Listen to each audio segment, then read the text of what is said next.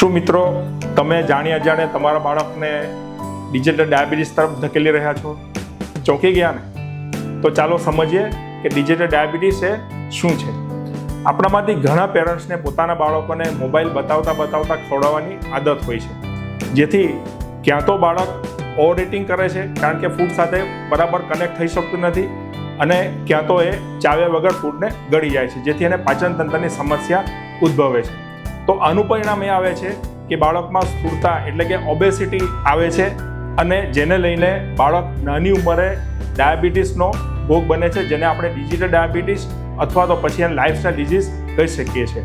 તો એનાથી બચવા માટે શું કરવું જોઈએ? તો પ્રથમ તો તમે as a parents dining table ઉપર નો મોબાઈલ રૂલનો સ્ટ્રિક્ટલી પાલન કરો અને બાળકને વાતો કરતાં ખવડાવો, જેથી કરીને બાળક ફૂડ સાથે પૂરતું કનેક્ટ થઈ શકે અને એનો આસ્વાદ માણી શકે. બીજું કે બાળકને તમે વધારે સ્પોર્ટ્સ એટલે કે રમતગમતમાં અથવા બહારની એક્ટિવિટીમાં ઇન્વોલ્વ કરો, જેથી કરીને બાળકના સુગરનું અને એની કેલરીનું પ્રોપર યુટિલાઇઝેશન થઈ શકે. અને આ તમે કરશો તો જ તમારું બાળક ભવિષ્યમાં આવનારી આ તકલીફથી દૂર રહી શકશે. Thank you.